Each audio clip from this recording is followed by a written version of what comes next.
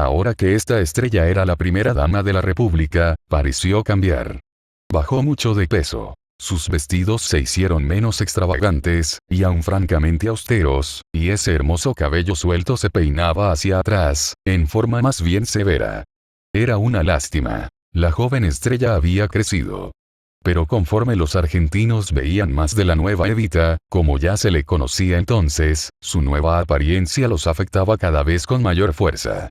El suyo era el aspecto de una mujer seria y piadosa, que correspondía efectivamente a lo que su marido llamaba el puente de amor entre él y su pueblo. Ahora ella aparecía en la radio todo el tiempo, y escucharla era tan emocionante como siempre, pero también hablaba magníficamente en público. Su voz era más grave y su pronunciación más lenta. Cruzaba el aire con los dedos, tendidos como para tocar al público. Y sus palabras calaban hasta la médula. Dejé de lado mis sueños para velar por los sueños de otros. Ahora pongo mi alma junto al alma de mi pueblo. Le ofrezco todas mis energías para que mi cuerpo pueda ser un puente erigido hacia la felicidad de todos. Pasen por él, hacia el supremo destino de la nueva patria. Ya no era solo a través de revistas y la radio que Evita se hacía sentir. Casi todos eran personalmente tocados por ella de alguna forma. Todos parecían saber de alguien que la conocía, o que la había visitado en su oficina, donde una fila de suplicantes se abría paso por los corredores hasta su puerta. Ella se sentaba detrás de su escritorio, tranquila y llena de amor. Equipos de rodaje filmaban sus actos de caridad. A una mujer que había perdido todo, Evita le daba una casa. A alguien con un hijo enfermo, atención gratis en el mejor hospital. Trabajaba tanto que lógicamente corrió el rumor de que estaba enferma. Y todos se enteraban de sus visitas a las barriadas y hospitales para los pobres, donde, contra los deseos de sus colaboradores, ella besaba en la mejilla a personas con toda clase de enfermedades, leprosos, sifilíticos, etc. Una vez, una asistenta horrorizada por ese hábito trató de limpiar con alcohol los labios de Evita, para esterilizarlos. Pero esta santa mujer tomó el frasco y lo arrojó contra la pared. Sí, Evita era una santa, una virgen viviente. Su sola presencia podía curar a los enfermos. Y cuando murió de cáncer, en 1952, nadie que no fuera argentino habría podido entender la sensación de tristeza y pérdida que dejó tras de sí. Para algunos, el país nunca se recuperó.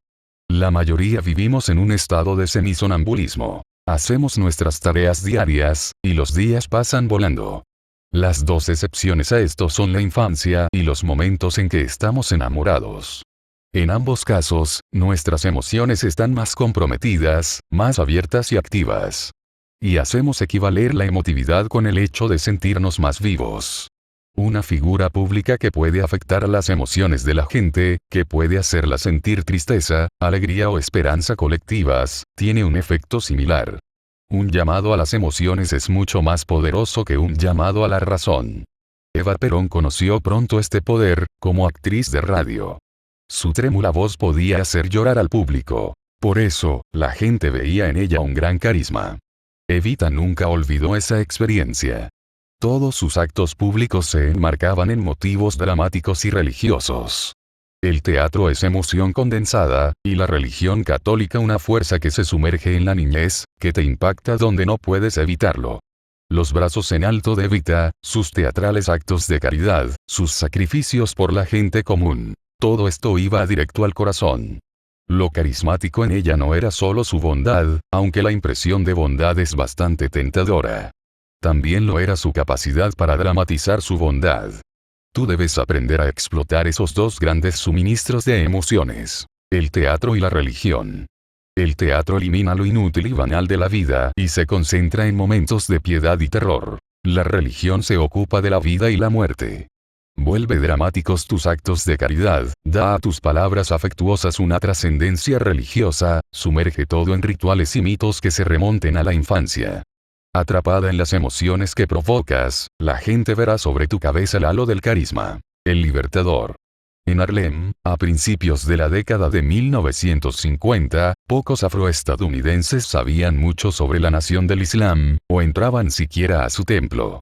La nación predicaba que los blancos descendían del demonio y que algún día Alá liberaría a la raza negra. Esta doctrina tenía poco significado para los harlemitas, quienes iban a la iglesia en busca de consuelo espiritual y dejaban las cuestiones prácticas a sus políticos locales. Pero en 1954, un nuevo ministro de la Nación del Islam llegó a Harlem. Se llamaba Malcolm X, y era culto y elocuente, pero sus gestos y palabras eran iracundos. Pronto corrió la voz. Los blancos habían linchado al padre de Malcolm. Él había crecido en una correccional, y luego había sobrevivido como estafador de poca monta antes de ser arrestado por robo y pasar 6 años en la cárcel. Su corta vida, tenía entonces 29 años, había sido un largo enfrentamiento con la ley, pero míralo nada más ahora. Tan seguro e instruido. Nadie le había ayudado. Todo lo había hecho solo. Los harlemitas empezaron a ver a Malcolm X en todas partes, repartiendo volantes, hablando con los jóvenes. Se paraba afuera de las iglesias. Y mientras la comunidad se dispersaba, él señalaba al predicador y decía: él representa al Dios de los blancos, yo al Dios de los negros. Los curiosos comenzaron a ir a oírlo predicar en un templo de la Nación del Islam. Él les pedía examinar las condiciones reales de su existencia. Vean dónde viven, y luego dense una vuelta por Central Park, les decía. Vean los departamentos de los blancos. Vean su Wall Street. Sus palabras eran impactantes, en particular por venir de un ministro. En 1957, un joven musulmán de Harlem presenció la paliza que varios policías propinaron a un negro ebrio. Cuando el musulmán protestó, los policías lo golpearon hasta dejarlo inconsciente y lo llevaron a la cárcel. Una encolerizada multitud se reunió fuera de la jefatura de policía, lista para causar disturbios. Cuando se le informó que solo Malcolm X podía impedir la violencia, el jefe de policía mandó por él y le dijo que dispersara a la turba. Malcolm se negó. Moderando su actitud, el jefe le pidió reconsiderar. Sereno, Malcolm puso condiciones a su cooperación. Atención médica para el musulmán golpeado y justo castigo para los policías. El jefe aceptó a regañadientes. Fuera de la jefatura, Malcolm explicó el acuerdo y la multitud se dispersó. En Harlem y todo el país, se había convertido súbitamente en héroe. Por fin un hombre que hacía algo. El número de miembros de su templo aumentó. Malcolm empezó a hablar en todo Estados Unidos. Y jamás leía un texto. Mirando al público, hacía contacto visual con él, señalando con el dedo. Su enojo era obvio, no tanto en su tono, siempre era mesurado y articulado, como en su feroz energía, que le hacía saltar las venas del cuello. Muchos líderes negros anteriores habían usado palabras prudentes, y pedido a sus seguidores lidiar paciente y civilizadamente con su situación social, por injusta que fuera. Malcolm era un gran alivio. Ridiculizaba a los racistas, ridiculizaba a los liberales, ridiculizaba al presidente. Ningún blanco escapaba a su desprecio. Si los blancos eran violentos, decía, había que responderles con el lenguaje de la violencia, porque era el único que entendían. La hostilidad es buena. Exclamaba. Ha sido reprimida mucho tiempo. En respuesta a la creciente popularidad del líder no violento Martin Luther King, Jr. Malcolm decía, cualquiera puede sentarse. Una anciana puede sentarse. Un cobarde puede sentarse. Hace falta un hombre para estar de pie. Malcolm X tuvo un efecto tonificante en muchas personas que sentían el mismo enojo que él pero temían expresarlo. En su sepelio, fue asesinado en 1965, durante uno de sus discursos, el actor Ossie Davis pronunció la oración fúnebre, ante una numerosa y emocionada multitud. Malcolm, dijo, fue nuestro brillante príncipe negro. Malcolm X fue un carismático al estilo de Moisés. Un libertador. El poder de este tipo de carismática @S procede de que expresa emociones negativas acumuladas durante años de opresión. Al hacerlo, el @libertador brinda a otras personas la oportunidad de liberar emociones reprimidas, la hostilidad oculta por la cortesía y sonrisas forzadas. @S libertador @S deben pertenecer a la multitud sufriente, pero, más todavía, su dolor debe ser ejemplar. La historia personal de Malcolm era parte integral de su carisma.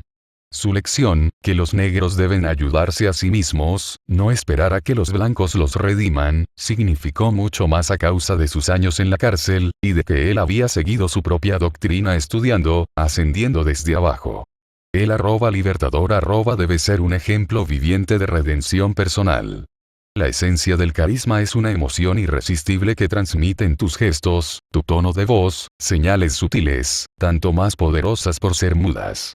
Sientes algo con más profundidad que los demás, y ninguna emoción es tan intensa y capaz de crear una reacción carismática como el odio, en particular si procede de arraigadas sensaciones de opresión.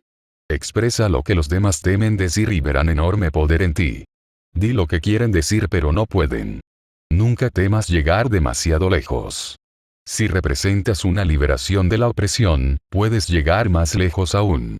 Moisés habló de violencia, de destruir hasta el último de sus enemigos. Un lenguaje como este une a los oprimidos y los hace sentir más vivos. Aunque esto no es algo que no puedas controlar. Malcolm X sintió rabia muy pronto, pero solo en la cárcel se educó en el arte de la oratoria, y de cómo canalizar sus emociones. Nada es más carismático que la sensación de que alguien lucha con intensa emoción, y no solo aprueba hacerlo.